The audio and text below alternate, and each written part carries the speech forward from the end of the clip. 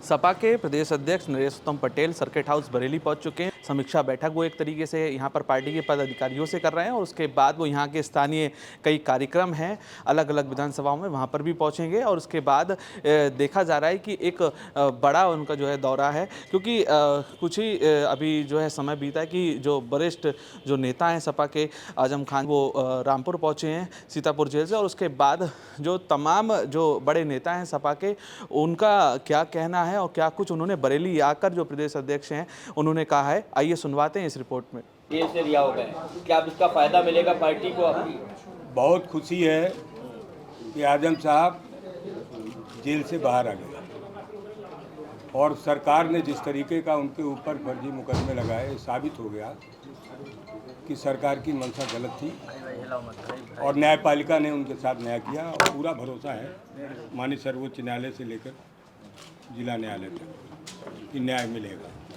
क्या आजम खान की नाराजगी समाजवादी पार्टी पे भारी पड़ेगी?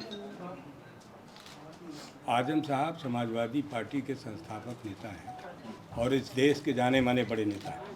तो क्या लगता है इतनी बड़ी संख्या में जो मुकदमे उन पर लगाए गए थे, क्या ये योगी सरकार की ने जानबूझ के थोपे थे? क्या लगता है? जानबूझ करके थोपे थे, ये तो आप सब मीडिया के लोग भी जानते हैं, सब लोग कहते भी हैं। न्यायालय से इसीलिए न्याय हुआ है और वो बाहर आए हैं, हम सबको बहुत खुशी है।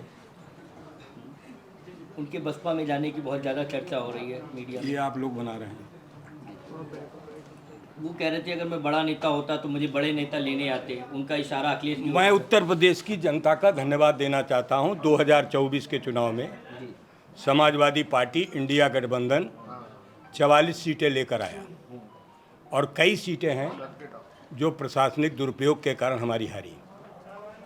इस प्रदेश में जिस तरीके का काम डबल इंजन की सरकार ने जनता को डबल दुख दिया है, उससे 2027 में डबल इंजन की सरकार का एक इंजन तो जाना तय है।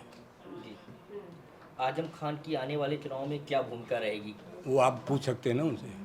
नहीं, अब आपकी पार्टी के नेता नहीं, आप हैं वरिष्ठ तो नेता हैं। आपको जो मैंने सवाल दिया, मैं भी कुछ कह रहा हूँ, मेरी भी बात है कि इस देश के अंदर भारतीय जनता पार्टी जो डबल इंजन की सरकार कहलाती, महंगाई बढ़ा दिया, बेरोजगारी बढ़ा दिया, किसान दर दर की ठोकरें खा रहे हैं। अभी आपने देखा पूरे प्रदेश में खाद को लेकर हाहाकार हुआ। हम लोग रहने वाले हैं फतेहपुर बुंदेलखंड के पास है, वहाँ पर खाद की किल्लत, पूरे प्रदेश में किल्लत। लोकसभा के अंदर समाजवादी पार्टी और इंडिया गठबंधन ने जब अभी पिछले दिनों जुलाई और अगस्त में सत्र चला था, इस देश में चुनाव की बेईमानी को उठाने का पूरा प्रयास किया, लेकिन जानबूझ करके सदन नहीं चलने दिया गया। जनता के मुद्दे भारतीय जनता पार्टी नहीं सुनना चाहती। लोकतंत्र तो पक्ष और विपक्ष का होता है। लोकतंत्र में संवाद ही लोकतंत्र है। अगर संवाद नहीं होगा तो लोकतंत्र मजबूत नहीं होगा।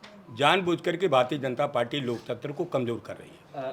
कोर्ट के आदेश के बाद योगी सरकार ने भी जो जातिगत रैलियां होती हैं उन पर पाबंदी लगा दी है। अब जो गाड़ियों पे जाति या स्लोगन लिखे होते थे उनकी भी चेकिंग हो रही है। इसको किस तरीके से देखते हैं? क्योंकि आप लगातार पीडीए के सम्मेलन कर रहे थे, लगातार तमाम पार्टियां सम्मेलन कर रही थी, चाहे वो भारतीय जनता पार्टी हो, वो भी अलग अलग जातियों के सम्मेलन कर रही थी। देखिए, ये देश विभिन्न जातियों का देश है, विभिन्न धर्मों का देश है। इस देश के अंदर सभी जातियां, सभी धर्म, हम देशवासी सारे लोग देश को मजबूत करना चाहते हैं और ये जातियों के ही पक्षपात हुआ है इस देश के अंदर, जिसकी वजह से लोग जाति सम्मेलन करते हैं। लेकिन इस देश में लोकतंत्र है और लोकतंत्र में जनता को अपनी बात, अपनी कहना उसका कर्तव्य है और उनका अधिकार भी है।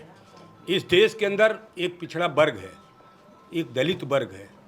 इन दोनों वर्गों के साथ, अल्पसंख्यक वर्गों के साथ जो नाइंसाफ़ी हो रही है, इसीलिए समाजवादी पार्टी पीडीए का नारा दिया और पीडीए के माध्यम से भारतीय जनता पार्टी को हटाएगी। 2027 में चुनाव है, क्या एजेंडा इस तरीके का लेके जाएंगे आप जनता के बीच ताकि सपा को लोग चुने, सपा को माने? एजेंडा समाजवादी पार्टी के राष्ट्रीय अध्यक्ष माननीय श्री अखिलेश यादव और हमारा राष्ट्रीय नेतृत्व तय करेगा। जो भी एजेंडा है वो सब बर्निंग टॉपिक है। सारे लोग जानते हैं कि इस देश में सबसे बड़ा हमारा बेरोजगारी का मुद्दा है और आप देख रहे होंगे इस देश का बेरोजगारों को कोई रोजगार नहीं मिल रहा। इस देश के अंदर किसानों के फसलों की लूट का मुद्दा है, देश में बढ़ती हुई महंगाई का मुद्दा है और उत्तर प्रदेश में सामाजिक अन्याय का मुद्दा है। इस देश के अंदर जो विचारधारा है, उस विचारधारा में हमारा भाईचारा भारतीय जनता पार्टी खराब कर रही है। ये अनेक मुद्दे हैं और मुद्दे तो मानिए समाजवादी पार्टी और उसका राष्ट्रीय नेतृत्व तय करेगा। चुनाव आने पर सब आपको मालूम है। किसानों की जमीन पर घेरी जा रही है बरेली में, उसको लेकर हर जगह भारतीय जनता पार्टी के लोग जमीनों पर कब्जा कर रहे हैं, हर जगह। बरेली के साथ साथ पूरे प्रदेश के विभिन्न जिलों की जानकारी है कि भारतीय जनता पार्टी के लोग जमीनों पर कब्जा कर रहे हैं। आवारा पशुओं के बारे में सर्वप्रथम मैं जब लोकसभा का सदस्य फतेहपुर से जीत कर गया था, सबसे पहले मैंने देश की लोकसभा में उठाया। और हमारे इलाके में तो और ज़्यादा आवारा पशु है, छुट्टा जानवर, आवारा पशु जिनका बेसहारा घूम रहे हैं। भारतीय जनता पार्टी ने कहा था कि इनके लिए हम इंतजाम करेंगे। आज कोई इंतजाम नहीं है। किसानों की फसलें चट हो जा रही हैं, उनका नुकसान नहीं हो रहा। और इस बात को मैंने उठाया लोकसभा में कि जिस तरीके से हम आपदा में किसानों की जो फसलें नष्ट होती हैं, चाहे वो सूखा हो, चाहे बाढ़ हो, चाहे ओला हो, तो जो फसलें नुकसान होती उसी तरीके से आवारा पशुओं से हुई फसलों का नुकसान का मुआवजा भी देना चाहिए। इस बात को मैंने लोकसभा के अंदर उठाया है।